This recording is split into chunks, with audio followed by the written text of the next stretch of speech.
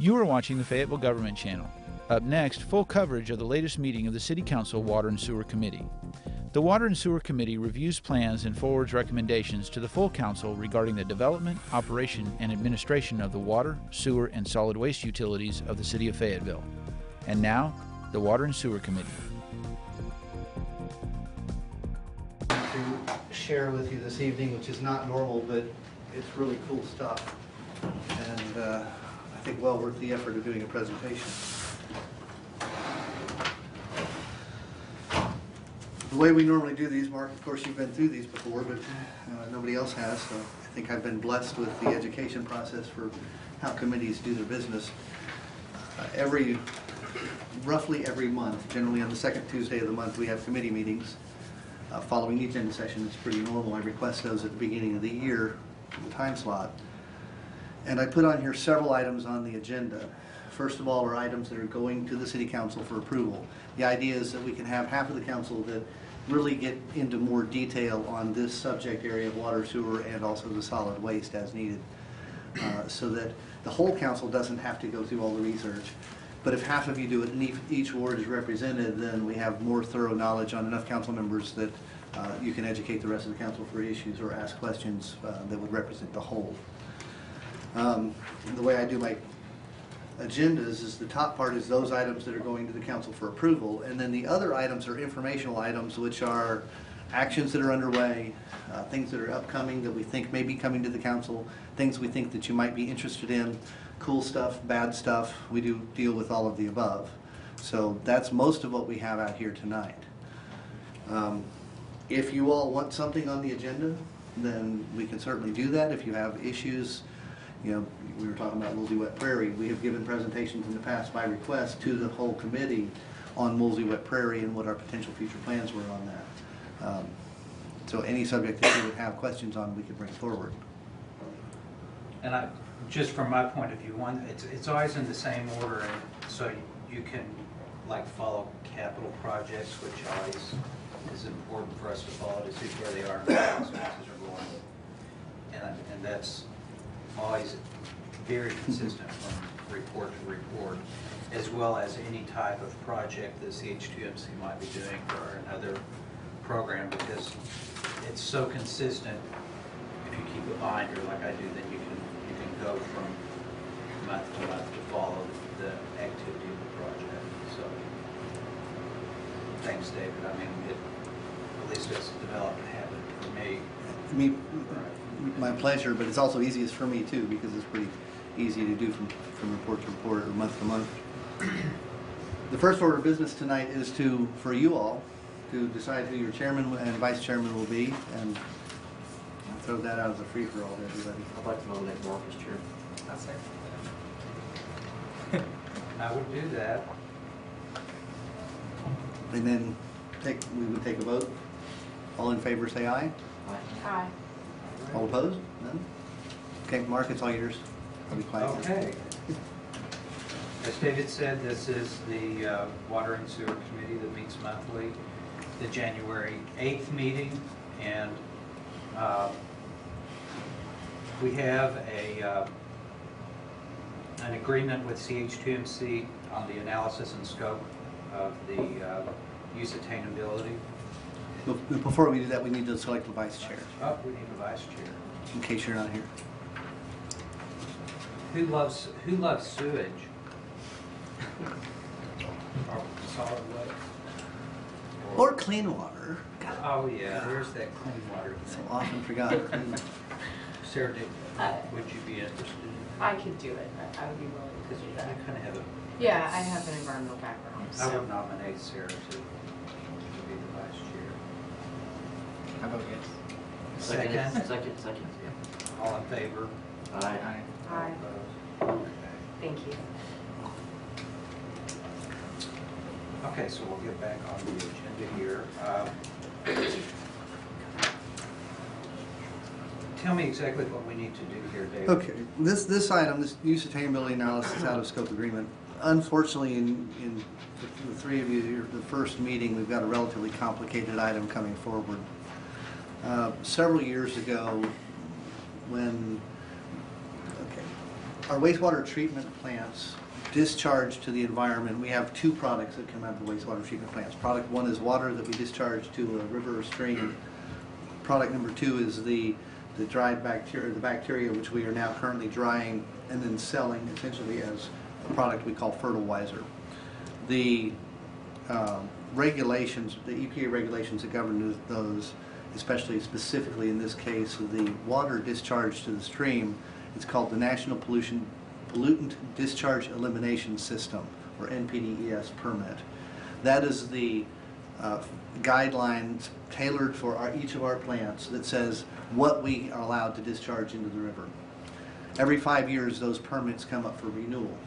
As the permit that is currently being renewed right now for the Nolan plant, which discharges to the White River, as it came forward, DEQ identified that because of the dry weather we've had in the last few years, the stream had been listed as an impaired stream on what is called the 303D list for not only sediment or turbidity, which is cloudy water, but also for total dissolved solids, chloride, and sulfate.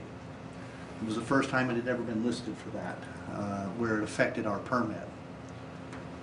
So we had two choices that we addressed about 2 years ago, because this came to our attention right at 2 years ago. Choice one was to modify our wastewater treatment to meet the standards that are currently in the stream, or choice two was to do a use attainability analysis and attempt to do a third-party rulemaking change to change the stream standards for the reach where we discharge. The standards in the White River are the numerical standards, and I've got them written down in the memorandum here, are 20 for sulfate, 20 for chloride, and then 160 parts per million for total dissolved solids.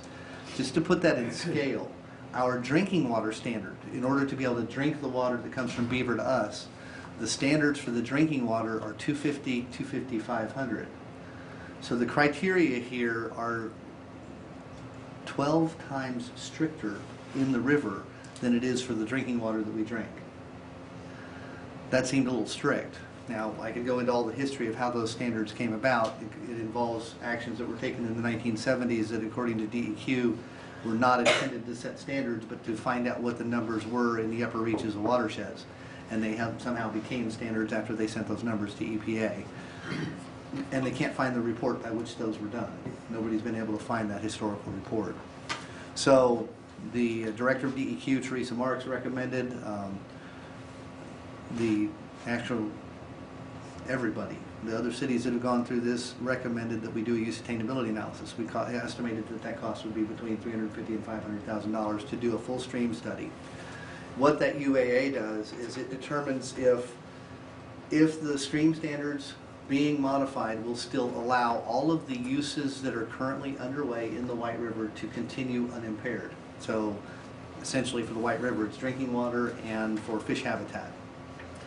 And so what we did is we did a lot of stream studies, we did a lot of sampling of the water quality month to month to month. We did some very detailed benthic studies, which is where you evaluate the sediment and the bottom of the stream, the mud layer, etc. And we looked at invertebrates, macroinvertebrates, we looked at fish, we looked at everything that lives in the stream. We did sampling in the spring, sampling in the fall. As we were doing the study, we worked with EPA as much as they would work with us, because generally they stay away from it until after the process is mostly completed.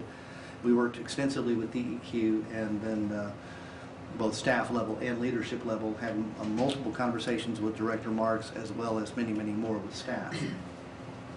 We ran into a few changes that have caused this to A, take longer, and B, cost a little bit more, and that's what this change order is about.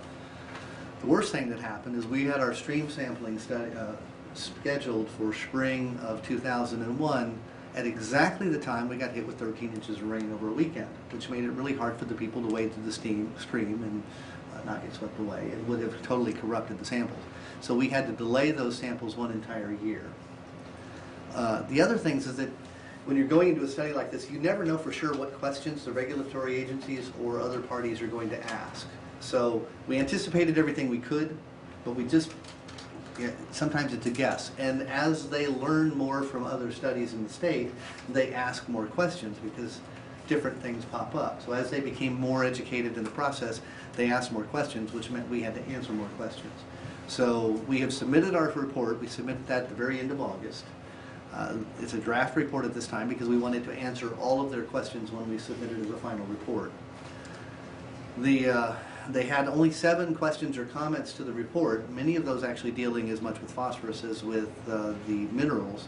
And so we're now needing to execute this change order to be able to move forward because we have essentially expended all the funds that were within the contract up to this point. So we need to do a change order to the contract to continue the work. We do have funds available in a project where we pulled money out of savings from the wastewater system improvement project. We actually put it in a project that included this as one of the potential actions because we thought that this would likely occur. So funds are available. You know, I can go through hours of history on this whole thing. Let's not do Don't want to. There is money available in the short run, and what we need is $154,000 to be approved to continue the 3rd phase of what we've already started. And there would not be an alternative for us not to complete the study. So with this amount of money, which is coming from another... It's coming from a wastewater project. It's coming from the wastewater project over into fund the completion of this project, but by no means should we think that this may be the end of this. And if you're going to the municipal league meeting, both of you are, you'll hear a lot about this if they have breakout sessions with ADEQ, because the White River's really discussed a lot because of the standards and where the standards came from and the lost data and where the standards were set. And there's a lot of discourse and basically disagreement. We're more agreeable than some other municipalities that are impacted by this because we have taken a proactive step to move forward in order to have well-defined measurables for our effluent through CH2MC. And Billy is with CH2MC. I should have introduced him to the committee, and he is who we depend on for the information, well, his group, as we move forward with this type of activity. So the bottom line is, in order to go ahead, hopefully for the completion of phase 3, right, Billy? Yes, sir. I mean, you can never predict the weather, and you can never predict what additional information is going to be needed by the ADEQ. That's what we've learned in this process. So that's where this $154,000 change order came from. And in the item going forward to council, I am requesting that we maintain a $50,000 contingency for any items that come up. What that means is that if there are small items that change, that gives the mayor the authority to approve those smaller change orders rather than have it to come back to council. And this is not changing our enterprise fund allocation. It's not going to impact rates in the short run. This is all there. It's just we've got to have it associated with this activity here. Am I right? That's correct, yes, sir. The one thing I do need to add is that if we were to not have gone through this and we just decided to build the facility to meet the current standards, right, the estimated cost is between $45 and $90 million essentially with no measurable improvement in the stream quality and the ability of the stream to do what it does. The stream is impaired before it ever reaches our effluent, so it's impaired before it gets to us. Have we looked into if the availability of any grants to fund this? Oh, yes, ma'am. We yeah. beat the bushes to death. Yeah. Okay. And we have received a lot. we've used a number of grants, and we'll talk about some of those in the next few months because I've got a couple of grant projects that we'll be putting out to bid soon.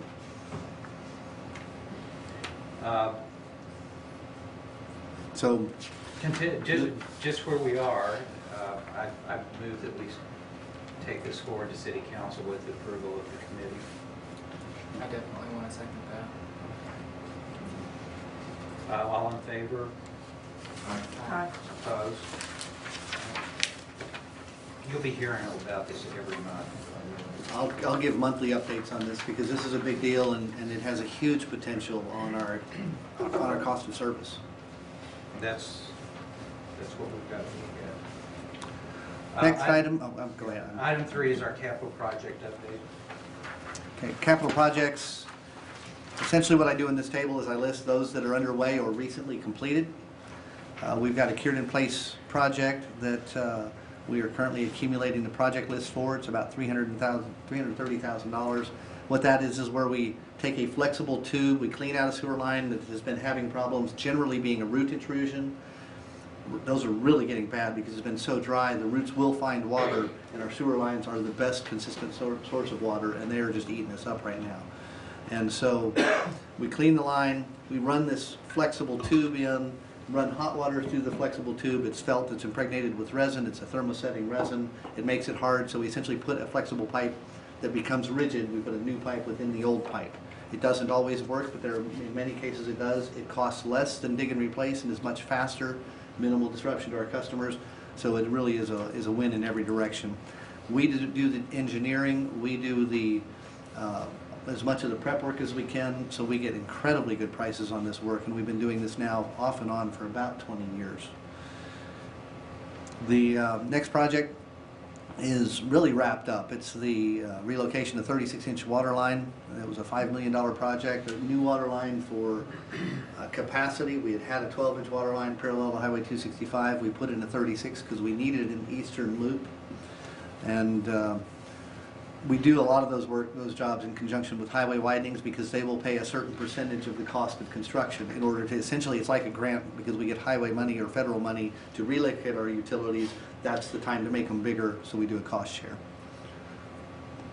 Highway 16 is a similar type project where Edwards Construction is doing the work to relocate the water and sewer lines down on Highway 16, essentially from Armstrong or down by the industrial park out to Stone Bridge Road.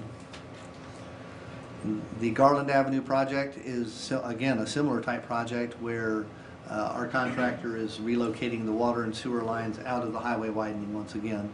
We're not doing any upsizing on that project, just replacing with same size pipes. Highway 265 North, again, the same kind of thing, where in this case we are closing loops and doing a little bit of upsizing, but not very much, to relocate the water and sewer lines out of the highway right-of-way there. The next two are both projects that are solid waste projects where we did internal design, internal construction management. All we did was hire the contractor to essentially install the concrete and do the dirt work. Those projects are coming along very well. When you do a tour of the solid waste compost facility, this makes our compost function much more environmentally sustainable so that the water that filtrates through and the leachate doesn't go into the ground. Our facility is right by the White River. And also it allows us to capture that water and then we take that actually to the sanitary sewer. Makes the composting operation much more efficient. The last item was the sewer line that the city of Fayetteville owns that carries our southeast portion corridor along Highway 16, but also the water from Elkins. This one we did get a lot of grant funding. We got $467,000 worth of grant money that we had to match with 45%. We spent most of those funds on this project. And that project has been completed. As we open new bids, we'll put things on this list, and then I'll pull some of the 100% completeds off after they've been there a while. Item 4 is an action list that I attached. Really, it's a projection of potential things that will come forward to you all. This is on pages 10 and 11 of your packet. This, I can go through the list, we can talk about it next month, or you can just keep it as a reference list. As you've seen already from the use attainability analysis, some of our actions can take 5 to 6 years sometimes. That UAA, by the time it's completed, will probably be a 4-year long project. So sometimes this list sees lots of add-ons and drop-offs at the end of the year, and there are some things that will stay on there for several years. We've got a list of construction projects that we've got underway or major equipment purchases, contracts and agreements with other cities or the University of Arkansas or certain other specific entities. Item C being plan studies and program changes of potential studies, rate studies being a large item where we will have water and sewer rate studies coming up with the next year or two. We've been deferring those rate studies until after the major potential expenditures on our water and sewer systems have been identified. Specifically, the use sustainability analysis to determine if we have a major capital expenditure of the Nolan plant, and then an item I'll get to here in a few minutes about phosphorus in the Illinois River, which has been in the news now for probably 25 years. And then I've got item D being regulatory or ordinance-related actions. Those are our permit renewals for both of the wastewater plants, which are both pending right now. The sustainability analysis, the phosphorus issues on the Illinois River. We do have a fire evaluation coming up in the next few months where the Insurance Services Office will come in and do an ISO evaluation of the city of Fayetteville, and we are doing some preparation for that, working with the fire department. One thing people on that often are not aware of is that the water system is 40% or 39.6% of that evaluation. So the water system can take us from an A to a C or vice versa. So we work very closely with the fire department on that. But we feel confident with the water tower and the water pressure and everything that this is going to be a positive. I hate to predict in advance, but the chief and I have discussed where we were and where we are. Right. We believe that between the major improvements to the water system since the last evaluation, which was in 1999 or 2000, and the fire station improvements that we've had, because we added one or two since then, we're currently an ISO rating of 4. We think we have a very good chance of getting an ISO rating of 2.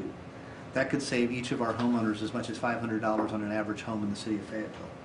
And we have 40,000 water accounts. We're talking millions of dollars of savings to the residents of Fayetteville if we can get that improvement made. So it's darn sure worth us taking a lot of work to make sure we can do the best we can on that thing. I didn't go through all the details of the list. It's really at your, if you would like me to run through it, or if you'd rather just. I have one question. On C, you have stormwater feasibility study. Can you touch base on that? Okay. Yes, sir. What we did about 3 years ago, we did a very rough feasibility study of establishing a stormwater utility. The issue being that stormwater has been historically a sidebar issue for cities. It's been the water that you get into the gutter on the edge of the street, and then you get it into a piping system, and then you let it go out through the ditches and the creeks. The NPDES requirement now, which requires any, I'm not going to get the letters right, an MS4, a municipal separate storm sewer system, you get it right, to have an NPDES permit, and they treat that as a point discharge somewhat similar to wastewater, requires much higher standards for cities to maintain their stormwater system. Unfortunately, it doesn't come with a funding source. So unlike water and unlike sewer and unlike solid waste, there is no dedicated funding source to allocate to do the stormwater business. So right now, stormwater is funded out of the general fund. So it competes with fire, it competes with police, it competes with transportation, and all of the other general fund expenditures, which is many of the expenditures of the city. So the feasibility study was partially identifying potential ways of establishing funding stream that was dedicated to stormwater and that was related to stormwater. Because in order to have that type of function, you would have to have relationship between receiving the funds and the expenditure of the funds. And also the mechanisms by which we would make it happen, and what would the workload be? What would if we had a utility crew, for example, that works stormwater, how would they be organized? What equipment would they need? What would the workload and demand be? What would the expectations be? We did a very rough one 3 years ago. Again, in the economic times, it was not desirable to be essentially levying a new fee on the population, and it would affect everybody in the city based off multiple different methods of doing that. There's several ways you can establish what that fee would be. And so that's one of the things we could bring forward if you also choose, and dust that off, update the whole thing, and evaluate the feasibility of having a stormwater utility. So does that only come into effect once we put it in a pipe, or could we circumvent that by promoting infiltration? It actually, it covers all aspects of the rainwater from the time it hits the ground on private property to when it leaves the city limits. It's not just related to pipes, it's related to ditches, it's not just related to that. It also affects detention ponds, but it also is related to, just like our water regulations and sewer regulations, the ordinances that impact how you handle stormwater. So it affects the stream bank protection ordinance, for example, is something that was related. It affects all aspects of the stormwater business. From what I understood, the city, I'm sorry. From what I understood, the city had looked at a way of implementing a stormwater utility a few years ago, but they put it on hold because of legal issues in Hot Springs. Well, that's what I'm talking about. Is that it was that draft study that we were working on that we developed. Hot Springs had a lawsuit at the time, which has since been resolved, where the complainant was claiming that they had an illegal exaction on how they established the fee for their utility. When we talked to Kit about it, there is no specific enabling legislation in the state statutes that allow you to collect a fee specifically for stormwater. Now, there is a small paragraph in the statute that says everything that here that applies to wastewater or to sewerage also applies to stormwater, but it's a very general statement. Kit wasn't comfortable with that being solid enough to establish a fee relating to stormwater. And he thought that that lawsuit might help clear that up. Paul? Yeah, I just wanted to mention this topic is drainage, okay? If you haven't gotten calls from citizens yet, you will. Yes, On you drainage will. programs. In the last 4 to 5 years, I've been very vocal. We've looked at some large-scale drainage projects. And I was presented, somebody came and talked to me about 3 of them, which totaled more than $5 million. Well, that's going to be a substantial sum of money. We really don't have the economic resources to address it now. So what this is all about is, in the long term, finding an economic base to fund drainage programs, major drainage programs.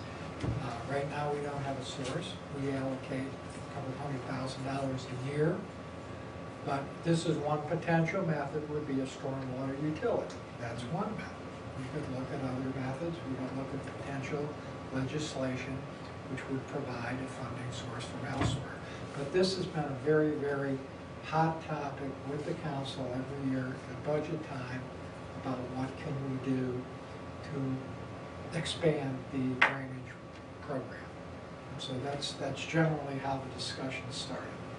This would be one method, would be a stormwater utility. There are other funding. So in our building codes, have we done much to address stormwater so that we're not having the runoff problems that we have in some of our older developments? What are we doing to promote green roofs and low-impact development strategies and infiltration? Is any of that?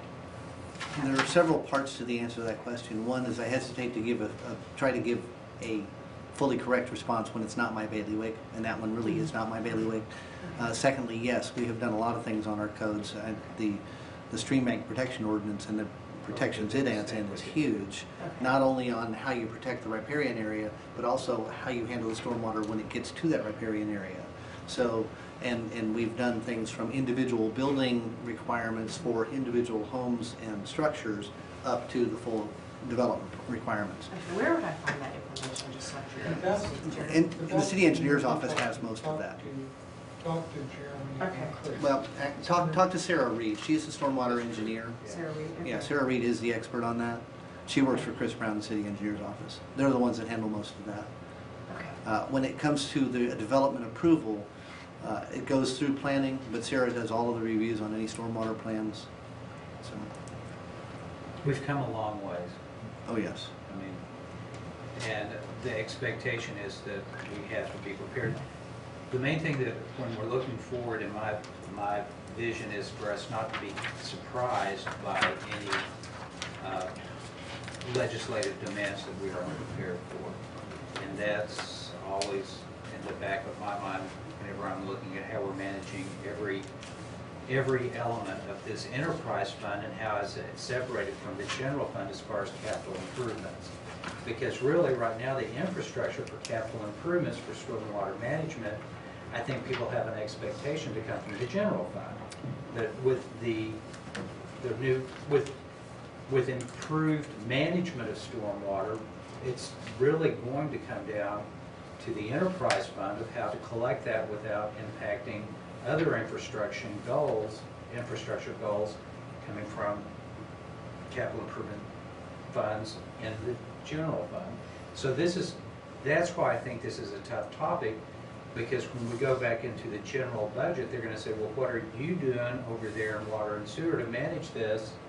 Because you have an enterprise fund, you're collecting this. This is a general fund, and I think that that's why there is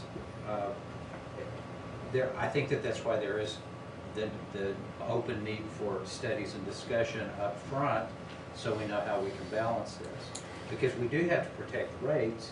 I mean, this is important, and we do have the general fund that is there from taxes to manage our infrastructure. But it's kind of a change in paradigm whenever you talk about a stormwater management program that is based on an enterprise fund. Am I right, Paul? Yeah, generally, exactly what you're saying is correct, Mark. What this is going to address a funding source which would be a self-contained funding source. The concept of a utility would be just like water and sewer billing or solid waste billing. And we're going to be in the forefront of this, because there is not a good model out there. I don't believe there's a municipal model out there. In the that state I'm of aware Arkansas, of. there is not. There are in other states. Right. In Arkansas. Most municipalities Illinois, I guess. avoid it. They don't. I think we're the only municipality that I'm familiar with that is really proactively looking at this. We are a step ahead, but at least we're not going to be caught by surprise where we're going to double fees on an industrial area that might have a lot of runoff without some real data to support what it is that we're measuring. Yeah, I would just like to review our building codes and just make sure that, any new construction, we're not contributing to the problem anymore. And if we can minimize the amount of stormwater runoff that we're dealing with, that should minimize the cost associated with managing it. With managing, yes. With correcting the sins of the past, Yeah, correcting the sins of the past is a whole other that's thing. incredibly And We're just making expensive. sure from this point forward. We we're- are really faced with sins of the past Yeah. from West Mountain, all up and down this central Right. border. We are. And that's what we saw with the big rains where we had the major flooding a couple of years ago. Let's move forward, because you'll have plenty of time to get. You'll see all of these things over time, but if you see anything on that list you have other questions on, just shoot me an email, throw a rock, call, But whatever. Also, it's 80 EQ requirements that we've got to, again, not be caught by surprise if suddenly we get, you're going to hear people that look through our budgeting and say, well, look at this reserve fund, that we must have that there in order to be prepared for what we know is coming forward. So, that's a way that you can look at it whenever you see a breakdown of the funding that we have in this enterprise fund. And Paul would be a real good source to kind of go through that. Okay, David. Okay. Item 5 is change order number 1 with Seven Valleys Construction Company. This is for the Highway 265 water and sewer replacements. This change order is a small change order. When we go forward with a construction contract, we include generally a contingency that's based off the level of uncertainty in that construction project. If we hit more rock or if we hit less rock, whatever the unknowns are that we might hit underground, and so what changes we might see. So this type of change order does not require city council level approval because the appropriation has already been approved with the original contract and contingency. But we bring these forward to the committee just so that you're informed of any change orders like this. This change order was to relocate some additional water line that we did not think would be required to be relocated. But because of changes in the, there's a conflict in the change with the highway department's rework on the storm drainage system in the vicinity of the Fayetteville Athletic Club, which is requiring us to move our water line over. So this change order was issued to Seven Valleys in order to execute that work. It was one of those where we had no choice. A portion of this work will be reimbursable because they, the highway department changed their plans and are forcing us to move it.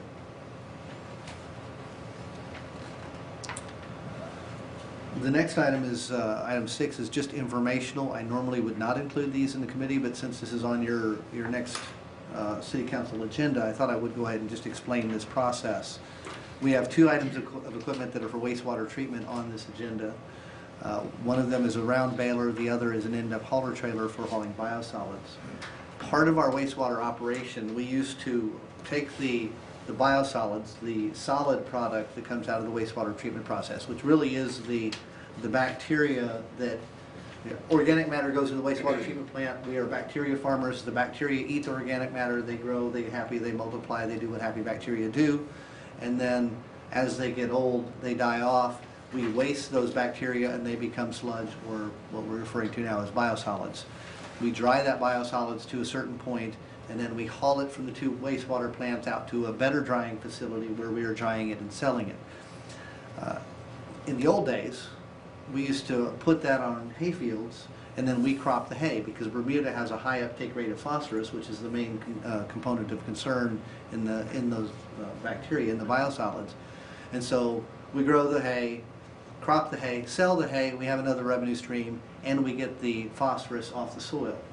In 2003, the ADEQ said we had to stop land applying our biosolids because we had a high phosphorus content in the soil. They said no more can go on. So we still crop the hay because it is still uptaking and removing the phosphorus from the soil. So we have a full up 670 acre hay operation, and we sell that hay every year. So that's what the round baler is for. Most people don't think of cities as being in the hay business. We had actually 3 cuttings this year over most of our property, which is pretty darn, yeah, because we irrigate those hay fields with our effluent water from the treatment plants.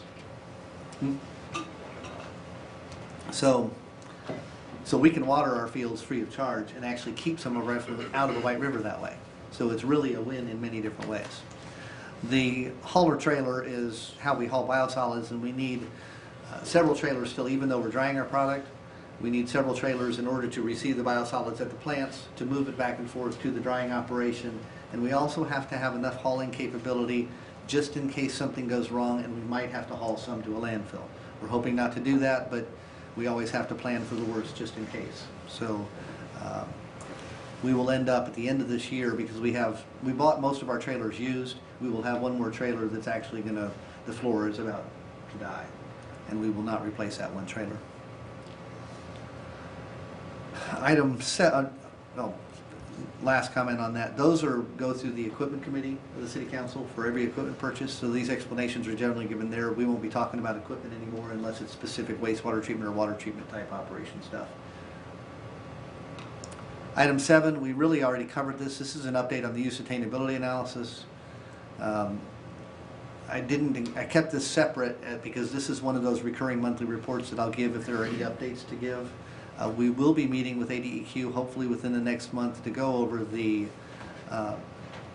questions that they asked, how they want us to modify our report in order to fully address those questions that they had and the concerns that they had, and then how we move forward from there.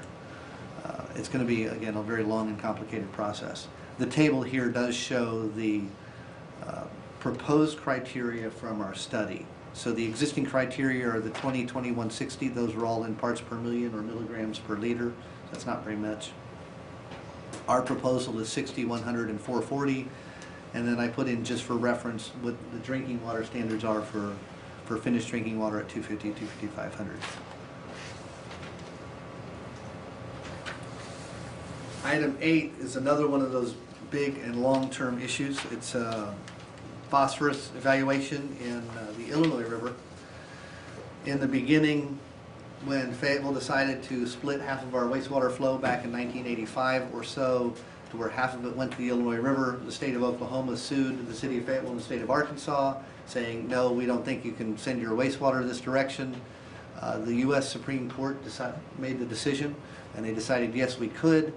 But in that decision, which was something of a landmark decision in the wastewater business, they also determined that the downstream state, the receiving state, had the right to establish water quality standards at the state line. So Oklahoma has the right to set the standards at the Arkansas-Oklahoma border. Since then, there's been haggling back and forth literally for the 20 years since then. Right now, EPA Region 6 is doing a total maximum daily load evaluation on phosphorus in the Illinois River. And what that is essentially is they do a fairly long and extensive study to evaluate how much phosphorus can go into the river and still maintain Oklahoma's water quality standards. Then they evaluate the sources of that phosphorus, and they come up with a total number of pounds that the river can handle, and they allocate those pounds out by all sources of phosphorus in the river. So that's something of a high-risk operation for the city. Our current wastewater treatment discharge in the Illinois River, our permitted limit is 1.0 parts per million. When we first did this at the Nolan plant, we were the second plant of its kind in the country of that size, treating to a 1.0 part per million, and people were saying it was impossible, which is why we hired CH2M Hill at that time to operate the plant. Well, now it's not so uncommon, but we really don't want to have to spend a lot of capital funds for an immeasurable improvement in water quality if we were to have to go to a higher standard. So we are keeping very close eye on the operations that are happening with EPA and their consultant. Right now, that is being handled by an intergovernmental working group of the 5 cities and the 2 counties in northwest Arkansas, and we're essentially keeping track of what EPA is doing and providing information to both DEQ and EPA. This is another one of those very big deals. We did a study on our West Side plant.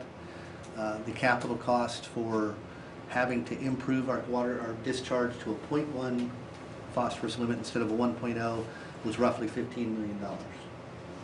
And the operational cost would increase as well. So again, a very large issue.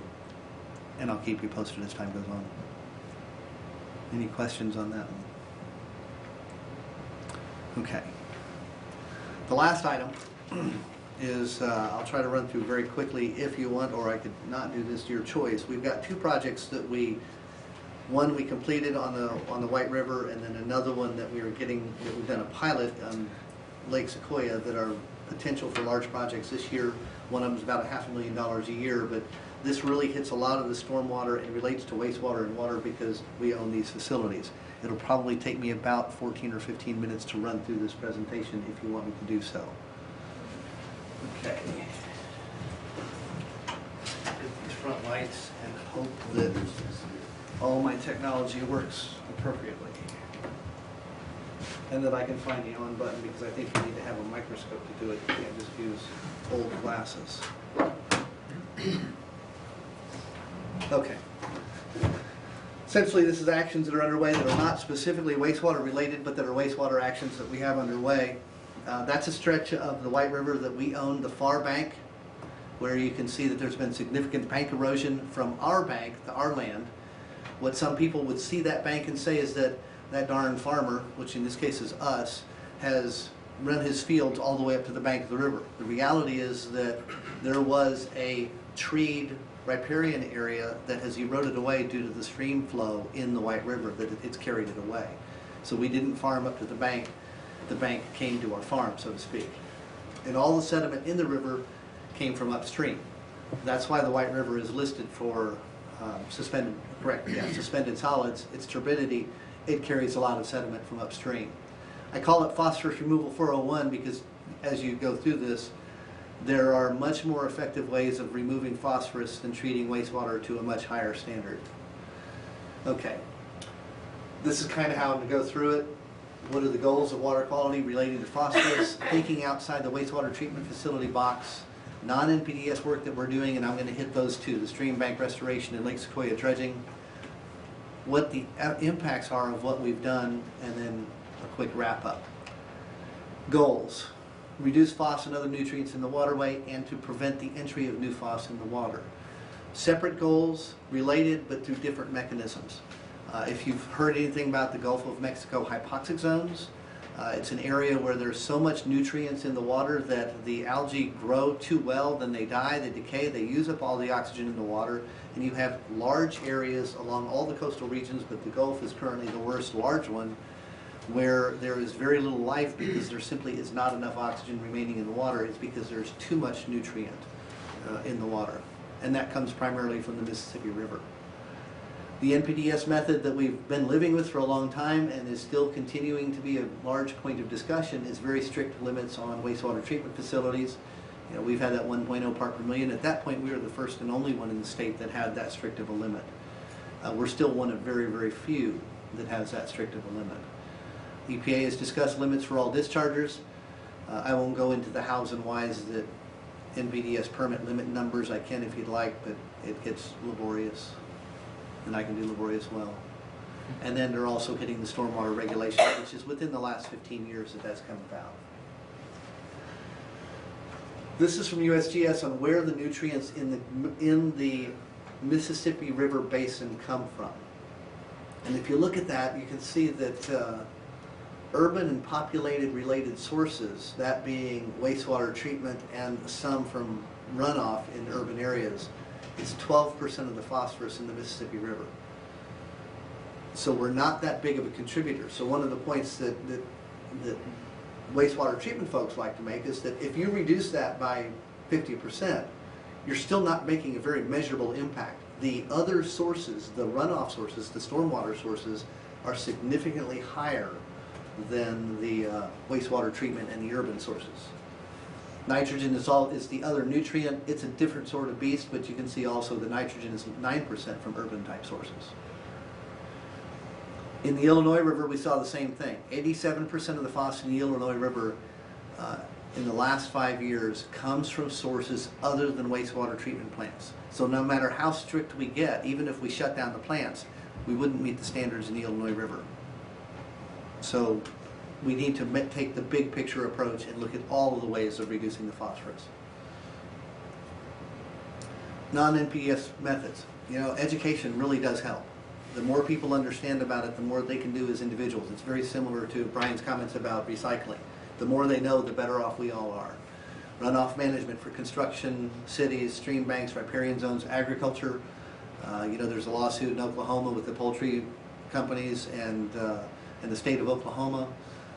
That was a very big deal that who knows if it'll ever be decided because it's been sitting on the judge's desk for over a year. We've done our stream bank and our low impact development regulations, our ordinances relating to that. Those will have a very big impact. But they're also pretty intrusive on the landowner. You know, we're restricting what they can do within 50 feet of a stream, and that takes away a lot of landowner flexibility. So it's the two sides of the teeter-totter of protecting the water quality and protecting property owner rights. Septic elimination. Things that we have done, looks pretty similar. We have not attacked the septic elimination on an aggressive basis. We are still working to ensure that our wastewater system does everything it's supposed to do and eliminates sewer overflows. When I first came in the city, we were having probably 700-800 a year. Now we're down to a very few. We were having very big ones. Now we're having very small ones, mostly caused by root blockages. But we do septic elimination whenever it's a fairly easy target. We've eliminated about 7 or 8 septic systems with the Highway 265 widening because it was fairly simple to build the sewer line and eliminate several septic tanks at the same time. And then the two projects I'll talk about, the stream bank restoration on the left and then dredging Lake Sequoia on the right. As you can see, there's a lot of sediment in that lake. Starting with the restoration project. Again, we own most of the river and the far side of the bank on this, the part on this side, and we own a small part of this side. The rest of it is private property. We did all the work on our property. That's what it looked like before we started. In one storm 2 years ago, we lost 10 foot of bank. We lost almost 20 foot in 1 year. And that is a lot of soil runs downstream. And it's good, rich topsoil with lots of nutrients in it. We attacked it with construction. This is before we did any work. This is during when the actual hard construction was done before any of the plantings took hold, 2 months after construction was done, 6 months after construction is done. That's beautiful. That's wonderful. And we had several large floods in that time frame, and it held. Yes, manage the velocity during those high water periods is very impressive. I was a skeptic, quite honestly, because it's done with almost entirely natural materials. Large dead trees, including root balls, anchored in, placed in very carefully together. Big honking rocks that are put in with it, matting that's put in with it.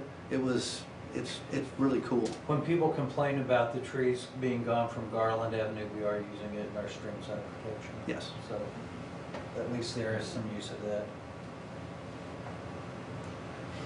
Potential future projects, if you look at the stream bank up to the northeast part, or the top right part of the, because that's the White River right there next to the Nolan plant, there's an area there where we're having quite a bit of erosion, and you can see on the top left corner there's also some erosion that's visible from this photo there. All along this river, having nothing to do with wastewater treatment, but we own the land there, and we own that river. There are opportunities, and this is a good spot to get grant money. 303D list, or 318 grant monies are often available, and we did use a lot of grant funding for this project that I was just looking at. It was $77,000 of city money, about I think $60,000 to $70,000 of in-kind work that the city provided, and all of the rest of the work, up to almost $500,000, was grant funds. Lake Sequoia dredging, there's one, or some have said 2 natural lakes in the state of Arkansas. All the rest of them are man-made. So these man-made lakes have a life cycle, and they all fill up with sediment. We can use them as a tool in our water quality management arsenal, if you will. The dam up on the top right from Lake Sequoia is 2.14 river miles from where our wastewater treatment facility discharges into the river. We've used that lake as supplemental river flow for several years in our NPDES permit. It started out in the 50s as a drinking water supply. We discontinued that in 1972, and then we were buying solely from Beaver. This is what the sediment looks like in the lake. Just to kind of show, the dam is down here, the bridge that goes across the lake is right there, and then this is the upper end of the lake. What we found is that this bridge acts really interesting, has an interesting impact on both the sediment and the water flow. So except where we had really deep areas, the sediment is pretty shallow in the shallow areas down here. And then up here, the sediment is really, really, really deep. So the water moves slower and the sediment falls out quicker here and much less so here. And also the sediment here effectively is very good topsoil. The sediment here is a lot more sandy and is a lot more what you would look at as being hillside. So different components of the sediment in the 2 different places. We found it to be pretty surprising and fascinating actually when we did our samples. It contains, well, you can see the numbers in pounds, 2.9 million cubic yards of sediment in the lake. That's 3.6 million pounds of phosphorus. So when somebody is asked, since we're starting to dredge Lake Sequoia, we're starting the permitting process this year, are you going to do all this in 1 year? No, because that's a lot of dump trucks going out to Lake Sequoia. It's just not feasible. We could drain the lake, go in with bulldozers. Where do we put all the sediment? There is not any place we could put it, and we don't want that many dump trucks hauling in a year. So the process that we're trying is to do it with a dredge that we'll look at in the next couple of minutes. Based off those numbers, it gets almost 66,000 pounds of phosphorus deposited, added into the sediment each year. And at some point it's going to fill up and all that's going to go downstream. Let's put it in perspective. Our annual permitted allowance for phosphorus based off our permit is 34,000 pounds. In 2011, because we didn't have complete 2012 numbers, in 2011 we actually discharged 3,800 pounds. Now what that means is that we are treating 10 times better, or almost 10 times better than what we are discharging about 10% of what we're allowed to discharge. Part of that is because we're not at full capacity, and a lot of that is because we are treating much better than our requirements are. That delta is because we put the effort into making sure our water quality going out is phenomenal. Thanks to Billy's folks. Now, this is years at permitted or years at actual discharge, the amount of phosphorus contained in Lake Sequoia. At our permitted discharge, there's 106 years of phosphorus contained in that sediment. At our actual, it's 953 years worth of phosphorus that's contained in the sediment in the lake. I won't get into the chemistry because I'm not smart enough to tell you the difference between orthophos and phos that is bound up in the sediment that could never become released, you know, blah, blah, blah. I won't go into that, and I'm not smart enough to go into all of that. But total pounds of phosphorus at our current rate of discharge, it's 953 years worth of discharge. So removing that phosphorus from the watershed is huge. So we started a pilot project in the fall of this past year. We built sedimentation basins. We did follow all the requirements for making sure we didn't add sediment as a problem. Constructed our basins, put in a liner because we wanted to test the product to see if it had any hazardous type materials in it or anything that we did not want to leach back into the ground. Based off all the lab sampling we did, we wouldn't have to line it again. It's okay if some of it goes into the ground. What we want to do is dewater the sediment. It did not cause any environmental potential harm. We did try several different methods where we use geotubes. It looked like this. It's kind of like a very big, thick, almost like a waterbed mattress, only a little bit bigger. Well, a lot bigger. We brought in a barge on the back of a truck, put the barge out into the lake, and using field guide technology where they put plastic pipes with watertight caps on the end, they floated the flexible tube, which is kind of like a fire hose, from the barge over to the receiving basins on the bank. We can do the entire lake this way. Had some contraptions on the end so that we could control where the water went, so we could test the 3 different methods that we tried, 2 with geotubes and 1 with just an open basin. And we also, there at the very bottom of the screen, we added polymer, which causes the sediment to settle out much quicker. Because we wanted to, this was a pilot, we wanted to try several different methods of cleaning the water. In operation, this is where we were actually filling up the sedimentation basin, just the open basin that we had. It's a little hard to see, but you're already getting some separation between the water and where essentially the mud or sediment is settling out. And 24 hours later, we had quite a bit. That's a good layer of clear water on top of the sediment that settled down. That's what it looked like 2 days later. Is that correct, Billy? Yeah, well, a few days later. Okay, a few days later. It looks like almost like a farm pond with a liner on it. Now this is pretty cool. The dredge material that came out of the lake is on the far left. This is when we added polymer. This is what it looked like 10 minutes after if we added polymer in the middle jar. And then on the far right is what the water looks like 24 hours after we put it into the settling basin. And so that's the water we would put back into the lake. So obviously we're taking a lot of stuff out of the lake and recovering it. Geotube, we filled the geotube up, kind of like the big water bed, and then it drains the water out just through the voids, through the way the geotube is made. The water comes out and the sediment stays inside it. The guys up on top bouncing around, kind of like kids would in a you know, blow up playhouse. I don't think we want our people to do that because while it looked like a whole bunch of fun, it also looked like a real potential to break something. Filling up the tube multiple times. That's when it's completely full. And then it settled down, the water settled out, and all that's left in that geotube is primarily, it's not all, but primarily is moist sediment. Then we fill it up again, and again, and again. And in this case, we did those last 2 fills on the same day because it was getting mostly filled with sediment at this point. Yes, sir. Before you fill it up again, what happens to the sediment that's inside of it? It stays in until we completely fill it up. Again? Okay. Yeah. So you gradually work until the tube is entirely filled with sediment and all the water, or the majority of the water is drained out. To talk dollars. Dredging can remove 59 at the rate we were expecting to go, which is, oh man, it's been a while since I've gone through this. Hoping to do 50,000 cubic yards a year. Okay. So we would be removing out of a 50,000 cubic yard dredge each year about 59 or 60,000 pounds of phosphorus. If we upgraded our wastewater treatment by a factor of 10 to where our discharge limit was 0.1 phosphorus, we would remove 2,471 pounds. Now let's look at the cost difference. The dredging costs $8.40 per pound.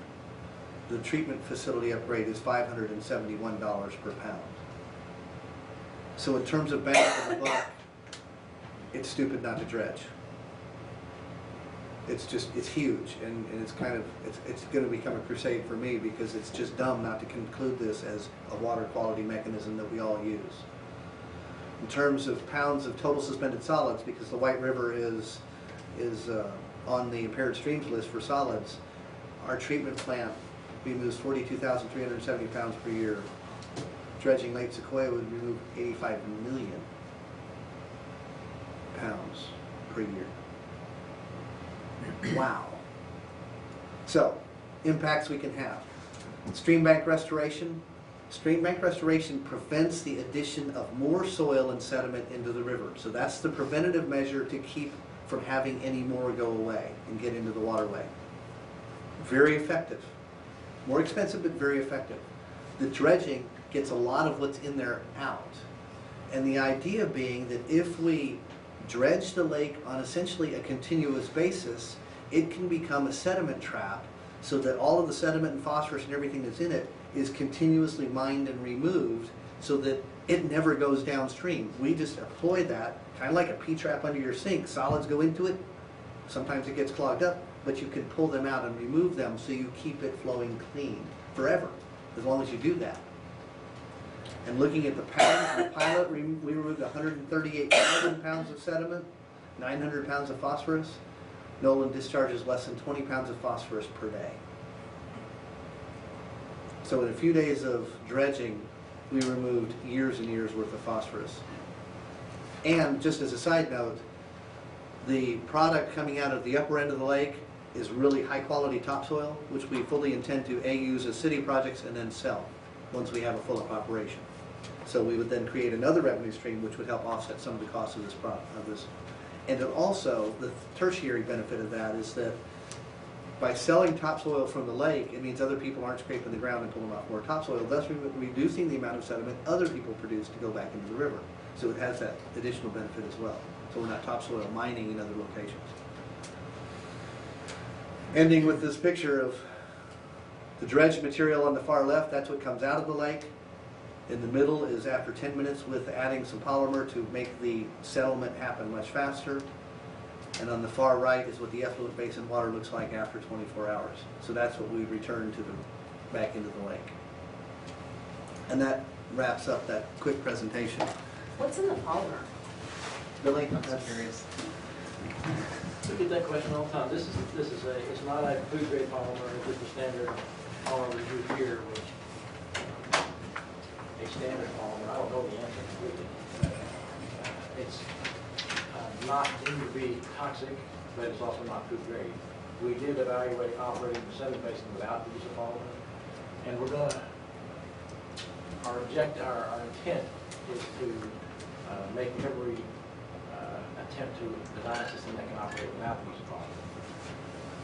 I don't know if we can do that effectively. In the area will be, so much area, so much time, how much you want to move, there's a lot of considerations, and it'll be an engineering evaluation we'll go through in the next few months. If we can do it without polymer, we will. But the polymer that we're using is not supposed to cause any sort of a toxic issue. There's obviously a little bit of chemicals that is there. That's not good right now. When we did the pilot, we did have DEQ approval and permitting, and as we move forward, we'll have to get both Corps and DEQ permitting and approval for whatever operation, how we do it. It's going to be an interesting process because the permitting process could easily take a year to 2 years just to be able to get a permit in order to do the dredging. The last one actually took us, I think, about 18 months from DEQ saying, we love this, this is a great idea, we'll support you in every way and expedite however we can. It took 18 months before we could actually start doing the work on getting a permit for them. We did do an extensive array of analyses on the discharge, on both on the sediment and on the effluent discharge. There were some small amounts of metals in the sediment, but everything virtually in the all the big long names and things that I can't pronounce was all non-detect in the effluent and in the sediment. So this sediment we're hoping won't cause anybody any angst. Nobody will have any problem with using it as we were suggesting. Hopefully we'll move forward. The nice thing about this out on Lake Sequoia, since it was our drinking water, there is not industrial runoff out there at all, into the area, so it doesn't effectively, like David said, it really is going to become this resource for us to help manage the sediment in the White River, which I hope will help us with ADEQ as we go forward. But again, we're doing everything we can to show them what we're doing proactively to manage what we can. Is there any other city this is proactive? I don't know. No. I mean, we're really setting a standard, and it's at a reasonable return of investment of what we're spending on it. And a lot of it is just by kind of accidentally having Lake Sequoia there right on the river. I mean, certainly wasn't the plan as well. So, Pretty cool. And the last item on the agenda is next month's meeting is scheduled for February 12th, which is again the second Tuesday, immediately following the agenda session.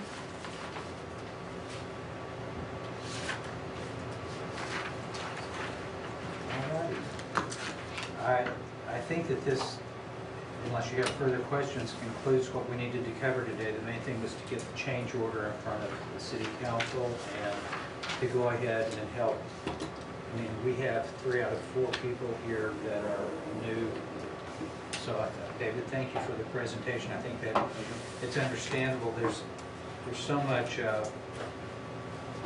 this is such a broad activity. I mean, this is the water side of it. We still have the solid waste side, and we've got to look at managing rates with a solid waste that's coming up also under recycling. So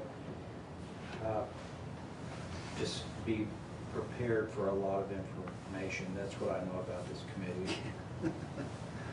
And if you have any questions, ask away at any time. Before we go though, Paul, is there anything that you need to add about with 3 out of 4 people here being new to do you think? I don't think so. is relevant? Just remember the concept is that when we talk about enterprise funds, we talk about water and sewer, talk about solid waste. They're self-contained unit, just like a little subsidiary. Right.